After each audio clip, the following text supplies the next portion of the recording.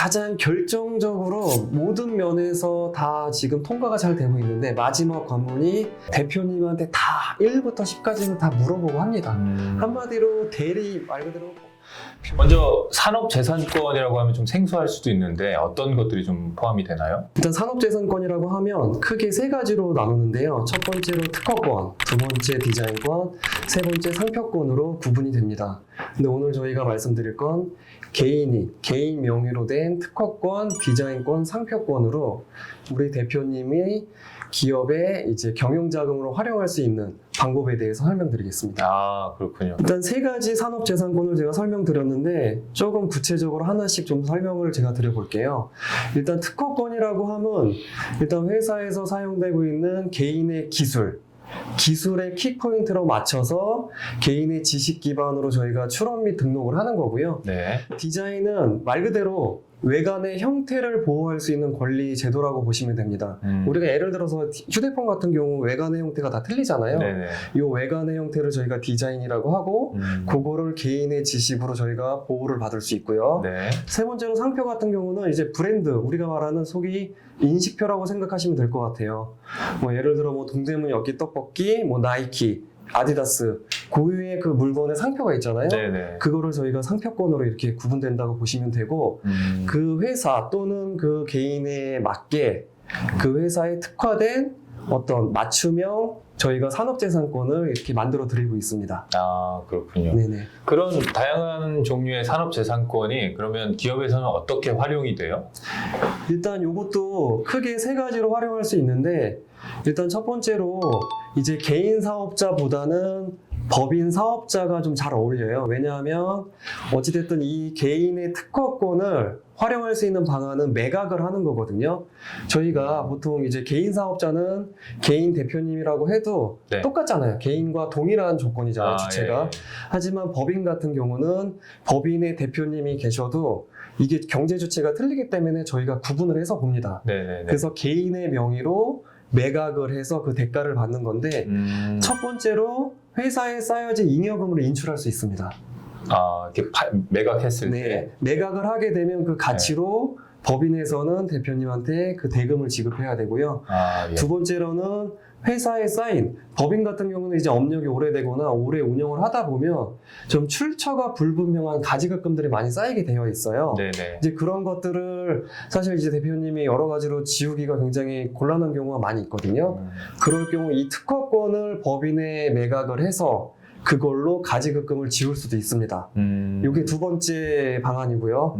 세 번째로는 저희가 이제 회사에 보통 회사를 설립할 때 자본금을 놓잖아요. 네네. 뭐 5천만 원, 1억 정도 이렇게 저희가 설정을 해서 놓고 있는데 요거를 특허권을 매각금 함으로써 자본으로 편입해서 이게 주식을 증가할 수 있는 혜택도 있습니다. 아, 그렇군요. 그래서 요 세 가지 다시 정리해드리면 잉여금 인출, 가지급금 상계, 자본 증자 요 세 가지로 많이 쓰고 있습니다. 아, 그렇군요.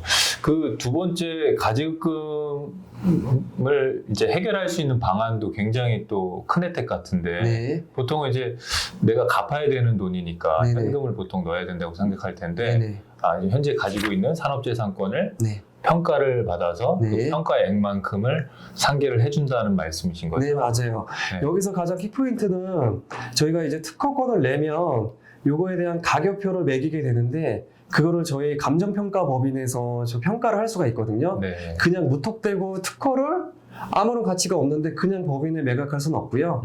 요거를 적절한 가치가 있는지 기술력이 있는지 또는 시장성과 그리고 이런 매출 우리 회사의 매출에 연관이 있는지를 다 파악을 합니다. 아, 예. 그래서 그거를 저희가 이제 법상 규정상 감정평가법인에 의뢰를 해서 이 특허권이 디자인권이 상표권이 얼마인지 가격표라는 가격이 매겨집니다. 그래서 그 가격으로 거래를 해서 가지급금을 상계할 수 있는 겁니다. 아, 예, 그렇군요. 이게 기본적으로 그 매출에 연관성이 없다. 네. 네, 그냥 소위 말해 뭐 간판거리용으로 네. 특허를 출원하는 경우들도 있지 않습니까? 네. 이런 경우에도 이게 평가가 돼요? 이렇게 되는 경우는 사실 평가하기는 좀 어렵고요. 네. 저희가 이제 평가를 하는 약간 주제는 네. 그냥 사실 기술력이 가장 뛰어나긴 하지만 평가를 하기 위해서는 우리 회사의 매출과 가장 밀접한 연관이 있어야 합니다. 그래서 대표님이 만약에 기존에 있었던 거는 만약에 이제 매출의 연관성을 저희가 좀 찾아드리도록 노력을 할 거고요. 만약에 그런 게 없다고 할 경우는 저희가 사전에 처음부터 그 회사의 매출에 근접 또는 매출에 밀접한 것을 발췌를 해서 처음부터 저희가 진행을 도와드리고 있습니다. 아, 그렇군요.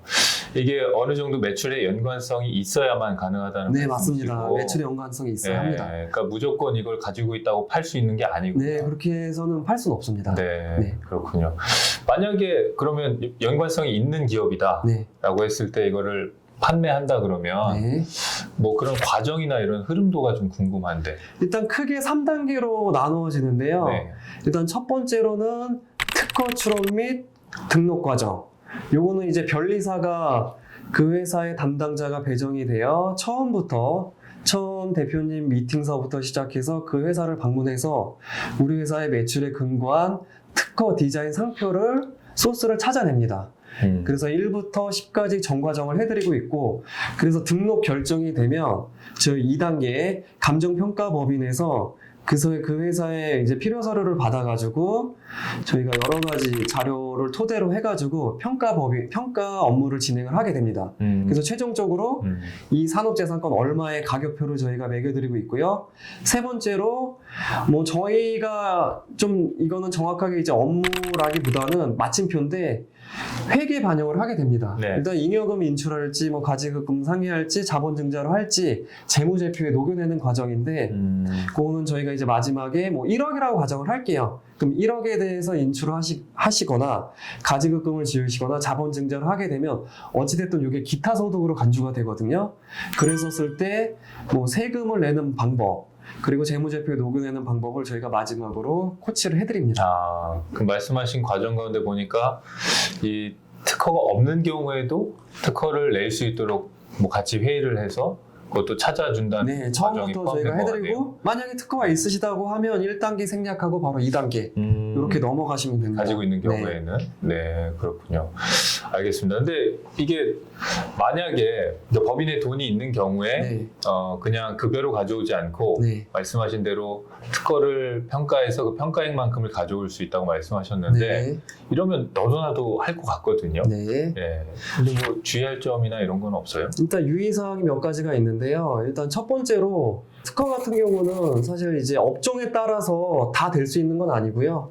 크게 뭐 여러 가지 저희가 발췌하면 다 할 수 있지만 그래도 매출에 근접한 업종으로 따지자면 제조업이나 건설업 이쪽이 좀 어울립니다. 그렇죠. 기술력이 네, 그렇죠. 기술력이 필요하니까. 네.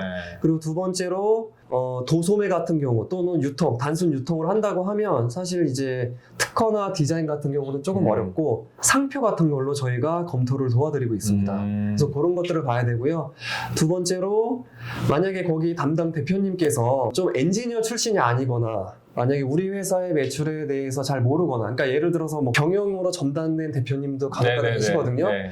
그런 분들은 조금 어려울 수 있습니다. 그러니까 우리 회사와 최초부터 태생이 같이 해서 우리 회사의 모든 기술력과 모든 행정력 이런 것들을 다 갖추신 대표님이 좀 맞고요. 네. 말 그대로 이제 경영에만 특화되신 대표님은 조금 어려울 수 있습니다. 그리고 또 한 가지는 우리 회사의 매출과 영업이익이 좀 좋아야 돼요. 매출도 조금 약하고 영업이익도 없다라고 하면 사실 이 평가 금액이 나오지가 않거든요. 그렇게 되면 이 플랜이 조금 실효성이 없어집니다. 아, 재무 건전성도 좋아야 되고. 그렇습니다. 그리고 가장 중요한 마지막은 이게 아까 두 번째랑 조금 연관이 있는데 어찌됐든 대표님이 이 특허, 디자인 상표를 만들 수 있는 능력이 검증이 되어야 합니다. 무조건 변리사가 저희가 1부터 10까지 만들어 드리는 게 아니라 대표님의 인터뷰를 통해서 이분이 자질이 일단 되는지 안 되는지를 저희가 먼저 테스트를 합니다. 왜냐하면 향후에 이게 여러 가지 세무적으로 이슈가 될 수가 있거든요. 그걸 어떻게 판단해요? 이게 요즘 조금 이슈가 되고 있는데 일단 세무당국에서 이 플랜에 대해서 특허를 양도에서 하는 활용 방안에 대해서 네. 조금 알게 되었습니다. 네. 그렇기 때문에 지금 세무당국에서 예의주시하고 있는데 가장 결정적으로 모든 면에서 다 지금 통과가 잘 되고 있는데 마지막 관문이 이게 정말 대표님이 만들었냐 라는 자료를 자출하게 되거든요. 그 부분에 대해서 초창기 때나 이 플랜이 이제 초창기 때나 네. 좀 잘 모르고 진행하게 된 경우 이 부분에서 많이 좀 어려움을 겪으십니다. 그렇기 때문에 저희들은 이 부분에 대해서 가장 포인트를 잡아서 처음부터 대표님이 만들 자질이 되는지 그리고 저희가 할 동안 대표님이 그러니까 예를 들어 연구 노트 같은 경우를 네네. 작성할 능력이 되는지를 검토를 꼭 해드립니다. 그래야지만 나중에 문제가 네. 생기지 않거든요. 예. 너무 궁금한 게 예. 그게 어떤 객관적인 판단이 될지가 궁금하거든요. 사실 이 사람이 그런 자질이 되는지 안 되는지를 평가한다는 게 이것도 이제 몇 가지로 저희가 판단할 수 있는데 첫 번째로는 그래서 저희 전문가인 변리사가 인터뷰를 통해서 네. 이제 뭐 두세 번의 미팅을 통해서 정말 자질이 되는지 그리고 두 번째로는 이 회사에서 저희가 소스를 발췌해서 할 때 변리사가 임의대로 안 하고요. 네. 대표님한테 다 1부터 10까지를 다 물어보고 합니다.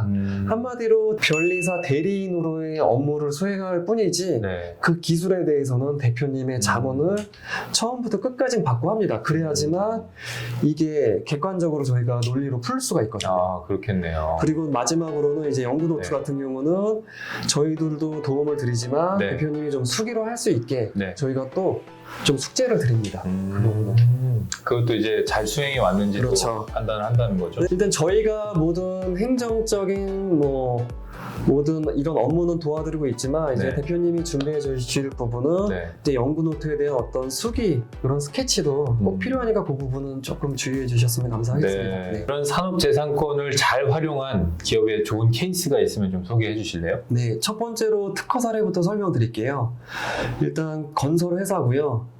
건설회사고 공법에 관한 걸로 저희가 2건을 내드린 회사가 있었습니다. 네. 이제 청주에 위치해 있고요.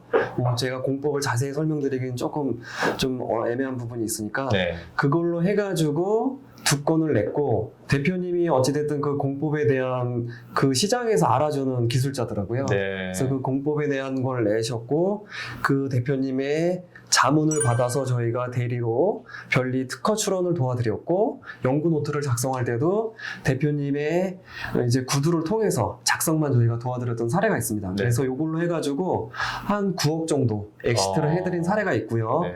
그리고 디자인 사례도 있는데 두 번째로 디자인 사례는 저희가 이제 자동차 윈도우 버튼을 만드는 제조하는 회사예요. 네. 네. 네. 그게 이제 현대랑 기아에 납품을 하는 2차 벤더인데 네. 이제 회사의 위치는 경주에 있습니다. 이거 순수하게 자동차 윈도우 버튼만 생산해서 제조까지 하는 회사인데 네. 여기는 1단계에서부터 공정관계가 한 8단계까지 돼 있더라고요. 네. 네. 네. 근데 6단계에 보니까 길이 한 1m, 폭 한 30cm 정도의 굉장히 외관의 형태도 뛰어났어요. 근데 여기는 특허도 되고 그 5단계에 있는 이 공정 자체가 굉장히 기계 자체가 형태가 아름답더라고요. 특허도 되고 디자인도 됐던 회사예요. 그런데 이 회사 같은 경우 대표님은 좀 빠른 결론을 원하셔가지고 네. 그러니까 저희가 상대적으로 특허보단 디자인 상표가 좀 빨리 되거든요. 그래서 이 회사는 디자인으로 저희가 해드렸던 사례입니다. 저희가 이게 물어보니까 그 외관의 형태를 그 대표님이 제작을 하셨다고 하더라고요. 그래서 대표님의 연구 노트도 기존에 있었고 아주 좋은 사례죠. 저희가 뭐 따로 만들 것도 없었고 말 그대로 순수하게 출원 대리 등록 대리만 했던 사례가 있었습니다. 그래서 이걸로 해가지고 4억 원 정도 저희가 엑시트를 해드렸습니다. 근데 여기서 팁은 디자인과 상표가 빨리 되는 대신 특허보다 가격은 똑같은 회사에 있을 때 조금 저평가가 됩니다. 네. 좀 이런 단점이 있고요. 네. 세 번째로는 상표 같은 경우인데요. 저희가 천안에 있는 슈퍼마켓 업체였습니다. 근데 단순하게 그냥 개인 조그만 게 아니라 그 충청도 지역에서 체인점을 이렇게 냈더라고요. 1호점, 2호점, 3호점 이런 식으로요. 네. 그래서 어떤 체인점으로 굉장히 좀 크게 이제 규모가 있는 슈퍼마켓인데 그쪽으로 해서 땡땡 슈퍼마켓 이렇게 해서 저희가 상표 출원을 도와드렸어요. 네. 그래서 여기 같은 경우는 3억 원으로 저희가 엑시트를 해드렸습니다. 그렇군요. 네. 그러니까 여담이지만 예전에 그 김밥 천국 집이 네. 그 상표권을 못 내가지고 우후죽순으로 생기긴 생기는데 네. 그 원작자한테 돌아가는 로열티가 전혀 없었다고 들었거든요. 네네네. 그러니까 그만큼 굉장히 중요한 것 같고 네. 또 만들면 그런 활용도도 있다라는 점. 네, 맞습니다. 네. 지금 대표님이 말씀을 잘 주셨는데 뭐 단순히 상표 같은 경우는 뭐 기업의 대표님이 아니더라도 그냥 일반 개인이 제가 볼 땐 뭐 조그마래도 아이디어가 있으면 이걸 일상화하면 굉장히 좋으실 것 같아요. 이거 지금 김밥에 대한 얘기를 잘 주셨는데 네. 옛날에 고봉김밥이랑 아, 예. 고봉민 김밥 예. 이걸 이제 자세하게 인터넷을 찾아보시면 알겠지만 예.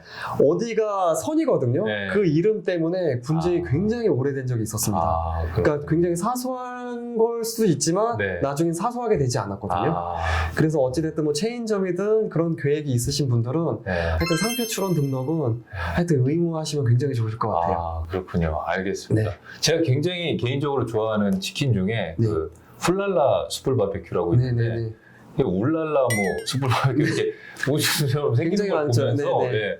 아, 저런 게 또 상표권의 또 중요성이고 그렇죠. 예, 또 가맹비를 줄이기 위한 뭐 목적도 네, 있었겠지만 맞습니다. 예, 네. 그런 생각이 들었습니다. 여담이었고요. 그러면 마지막으로 이사님이 생각하시는 상표권, 디자인권 그리고 특허권의 가장 최대 장점과 주의할 점에게 정리해 주신다면. 일단 장점은 딱 한 가지로 설명드릴 수 있을 것 같아요. 네. 어찌됐든 법인에 속하신 대표 및 임원들이 쓸 수 있는 활용 방안이잖아요. 어찌됐든 그 중에 그냥 가져오는 게 아니라 결국 낮은 절세거든요. 이거를 했을 때 어찌됐든 세금은 발생합니다. 네네. 기타 소득으로 간주되거든요. 네네네. 그게 어찌됐든 법인에 계시는 대표님이 타, 급여, 배당, 기타 등등 네. 그 어떤 것보다 낮은 절세입니다. 제가 간단히 설명드리면 만약에 특허권을 1억을 평가받아서 법인에 1억에 매각을 했다라고 치면 네. 법인에선 대표님한테 1억을 지급할 때 요걸 기타 소득으로 세금을 원천 징수해야 되거든요. 네네. 그게 결국 총액의 8.8%밖에 되지 않습니다. 뭐 정확하게 설명드리면 세무적으로 설명드리면 1억의 60%는 네. 필요경비로 그러니까 60%는 필요경비로 비과세가 되고 네. 40%에 대해서만 지방세 포함해서 22%거든요. 아, 예, 예. 그러니까 그게 세무적인 정확한 표현인데 그냥 저희가 일반인들로 표현하게 되면 네. 그게 결국 8.8%거든요. 쉽게 생각하면. 그렇죠. 쉽게 생각하면. 네. 그렇기 때문에 배당, 뭐 급여, 상여 그 어떤 것보다 낮은 절세거든요. 이게 최대의 장점이고요.